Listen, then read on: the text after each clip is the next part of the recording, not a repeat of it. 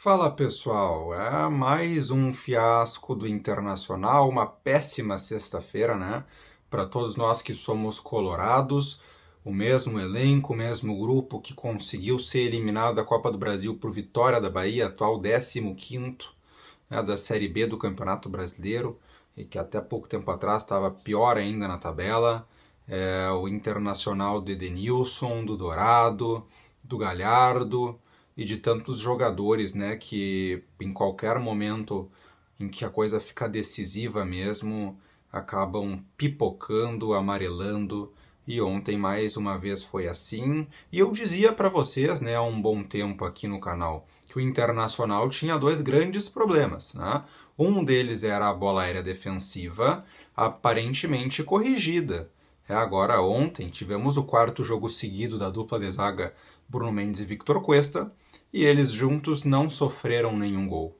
Isso aparentemente foi corrigido, mas um outro grande problema que perdura desde aquele 0-0 contra o Always Ready no Beira-Rio, né, em que se dizia que a equipe poderia ter goleado pelas chances que criou, mas mesmo assim não conseguiu converter nenhuma delas. Desde aquela partida, o Internacional sofre de fobia para fazer gol, sofre de um nervosismo para fazer o gol, que na hora em que está o jogador e o goleiro toma a pior decisão possível, finaliza da pior maneira possível e assim vencendo desde então. Ontem este fator se repetiu, o Inter teve um domínio de bola, posse de bola, de jogo, de controle, de oportunidades, semelhante ao 6-1 contra o Olímpia, só que desta vez não conseguiu colocar nenhuma das chances dentro do gol, e aí acabou que nos pênaltis foi eliminado. Vamos tratar da partida de ontem e vamos tratar da necessidade. O Internacional, o torcedor e o clube agora não tem mais uma possibilidade, tem uma necessidade de perdoar Paulo Guerreiro, porque é a única esperança que resta nesse elenco em termos de ser efetivo na frente do gol, ter frieza e concluir bem as jogadas. Mas antes eu quero me apresentar para você que está chegando no canal, peço desculpa por estar conhecendo, né, meu conteúdo num dia difícil para nós colorados. Meu nome é Gregório Farias, este é o canal Farias Colorado, seja muito bem-vindo por aqui. Já deixa teu like no vídeo, te inscreve no canal, ativa as notificações para ficar sabendo sempre que eu postar um vídeo novo, se Deus quiser aí em momentos melhores. O Internacional fez o que dele se esperava em termos de postura diante do Olímpia. O Inter foi para cima, né? O Aguirre até escalou o Patrick, que vem sendo muito criticado com justiça, né? Mas logo o Patrick sentiu lesão muscular, teve que sair para a entrada do Maurício, que também deu uma boa melhorada no time. O Tyson jogando muito bem, o Yuri Alberto com o Galhardo, que nunca funcionavam, né? E não dá para se dizer que ontem funcionaram porque não conseguiram converter em gols as oportunidades que tiveram, mas eles combinaram entre si e geraram situações, demonstraram, né, alguma espécie de entrosamento. O Inter foi empilhando chances. O Tyson logo no começo achou o Yuri Alberto na cara do gol e o Yuri conseguiu dominar mal a bola, ela escapa tirando um pouco de ângulo dele e aí ele fica meio que sem ângulo para chutar, tendo o Tyson para receber de novo, o Maurício chegando, e ele prefere chutar no gol. Chuta sem ângulo, chuta em cima do goleiro, o Inter já perde ali a sua primeira oportunidade. Tivemos bola na trave do Tyson, um gol do Tyson que foi anulado pelo VAR por questão de centímetros ali, né, numa arrancada do Galhardo. Tivemos no segundo tempo um pênalti sofrido pelo próprio Tyson, né? Só que o Tyson está tão azarado que quando ele dá o passe na cara do gol o atacante erra, quando ele chuta vai na trave, passa raspando, já foi 2 ou 3 bolas na trave do Tyson, então ele está com um azar tão grande que até o pênalti que ele sofre não entra. E com o Edenilson batendo, que tinha 14 cobranças com a camisa do Internacional, e nenhuma delas ele errou. Mas é certo que o Edenilson, né, o nosso super Ed, o cara que pede para tirar a pressão das decisões, né, o cara que não aguenta o rojão, que não segura, o cara que fica na hora H ele some, ele iria errar no pior momento possível, e assim foi. Tendo o pênalti para cobrar, o pênalti da classificação do Internacional, para botar um dinheiro no bolso, carimbar o passaporte, manter o ano vivo, né, porque agora o Inter, com a posição que ocupa no Campeonato Brasileiro, não tem mais chance nenhuma de título. O Edenilson foi lá e errou o pênalti na pior hora possível, errou o pênalti, bateu mal no meio do gol, fraco, é um pênalti mal batido, e aí o Internacional morreu no jogo. O time que tinha empilhado chances no primeiro tempo, que já tinha construído boas chances no segundo tempo, teve um lance que o Galhardo, com a bola quicando na entrada da área, tinha o Maurício entrando do lado livre, ele prefere dar um chutão, né, que era só dar assistência para o Maurício fazer o gol. Então o Inter ali acabou.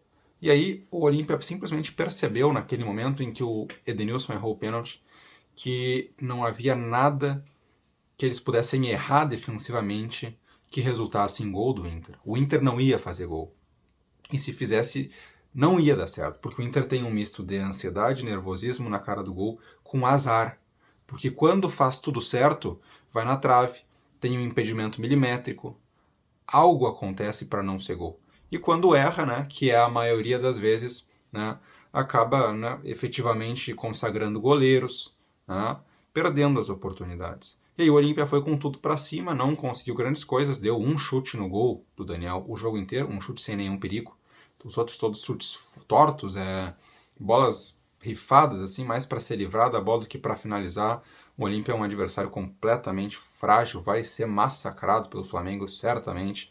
Mas nos pênaltis, a gente percebeu que o nosso goleiro, Daniel, é da escola do Lomba dos pênaltis, né? Porque ele não espera o batedor decidir o lado, ele não fica parado, esperando. Como foi no lance em que o Edenilson perdeu o pênalti durante o jogo. O goleiro do Olímpia ficou parado, não deu o lado que ele ia saltar antes para o Edenilson e complicou o Edenilson, que costuma, né, esperar até o último momento para deslocar os goleiros. O goleiro do Olímpia esperou e conseguiu fazer uma defesa porque o Edenilson não tirou muito do meio do gol.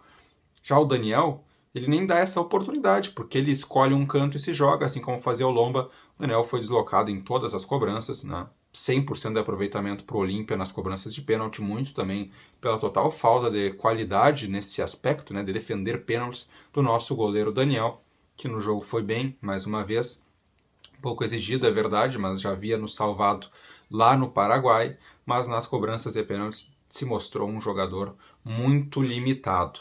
E o Inter, que até estava batendo bem os seus pênaltis, né, converteu os 4 primeiros, chegou a vez do Galhardo, né? Aquele cara que em jogo pequeno sempre aparece, mas em jogo grande também fica nervoso, também erra coisas que não costuma errar. Isso serve para Clássico Grenal, isso serve para grandes decisões.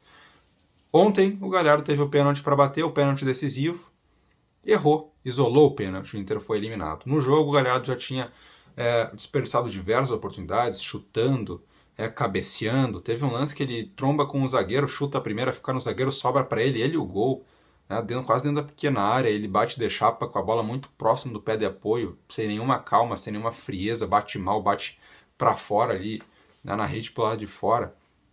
Galhardo, mais uma vez, se mostrando um cara com quem não se pode contar nos momentos decisivos, assim como o Yuri Alberto. Mas o Yuri Alberto é jovem, né? O Yuri Alberto tem 19 anos, o Galhardo tem 30, 31.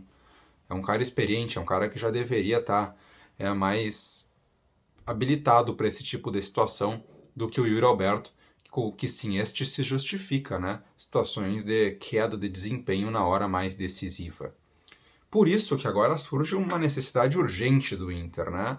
São quase 3 meses sofrendo com a falta de qualidade nas finalizações, com a ansiedade nas finalizações, o erro na tomada de decisão, fazendo gols em um número extremamente inferior àquele ideal em relação ao número de chances criadas. É extremamente inferior até a um número pequeno já, né, de conversão de chances. O Inter, na Copa Libertadores da América, é o time que mais cria chances claras de gol de toda a competição. Não tem Palmeiras, não tem Flamengo, não tem São Paulo, não tem River. O Inter é o time que mais cria chances claras de gol na competição, conforme o SofaScore. E o Inter é o que mais desperdiça de todos. Né? Precisa de 30 chances de gol para fazer 5. Esse é o Internacional. E assim não vai longe, assim cai para um time muito fraco, um time que só se defendeu muito mal, diga-se de passagem. E assim é o 15º lá do Campeonato Brasileiro. Não sei se é exatamente essa posição agora nesse momento, acho que é 15º ainda.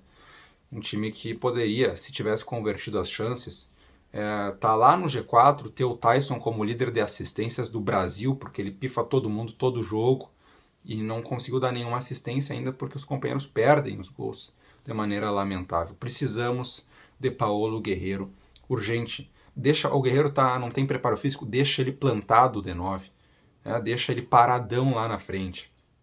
Quando ele tiver a chance, ele não vai ficar nervoso, ele não vai chutar mal, ele não vai se afobar. Se ele tiver 10, ele vai guardar 8. Os nossos atacantes precisam de 10 para guardar meia, né? Não fazem gol. O Guerreiro pode não dar opção de passe, não combinar, porque está fora de forma, fora de ritmo, isso e aquilo. Mas deixem ele no ataque, só para ele cabecear uma bola que venha com qualidade, finalizar para o gol, tirando do goleiro, sem se afobar. A gente precisa. Foi babaca com o Internacional, quis forçar uma renovação durante a sua lesão, que dura até agora, perdura ainda. Queria forçar uma renovação 3 meses atrás, e até agora não está habilitado para jogar, né? Sim, foi muito babaca com o Internacional, mas a gente não pode se dar o luxo, porque o Thiago Galhardo está longe de ser aquele cara do ano passado, frio na cara do gol, artilheiro. Hoje é um cara que às vezes confunde balaca, enfeitar jogadas com ser frio, né? E não é a mesma coisa. Dar uma cavadinha na frente do goleiro não é ser frio, debochar do goleiro não é ser frio. Ser frio é fazer as coisas com consciência, com convicção e com efetividade. E o Yuri Alberto, longe da sua melhor fase, não consegue fazer gol de jeito nenhum. Vai precisar estar sem goleiro, ele com a bola rolando para ele empurrar para o gol, para ele conseguir fazer, porque do jeito que está, qualquer chute dele não entra. Quando pega bem, quando pega mal, que é a maioria das vezes, tem pegado mal na bola. Sai cara a cara com o goleiro, aquela cavadinha que ele dava o ano passado, até de perna ruim, precisa, né, como recurso, não dá mais.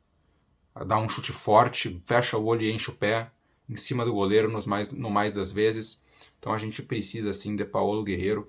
E eu digo aqui com todas as letras, Guerreiro, eu te perdoo, eu preciso que você volte ao Internacional, porque senão a gente vai passar esse ano inteiro, e olha que a gente recém passou a metade do ano e ele já acabou em termos desportivos, pensando em coisas grandes. A gente precisa agora se livrar da parte de baixo da tabela e tentar uma vaga em alguma competição continental, porque é o que restou. E olha que está muito mais para a Sul-Americana do que para a Libertadores, pensando no ano que vem. Precisamos do Guerreiro para isso, porque se depender de Galhardo e Yuri Alberto vai ficar difícil.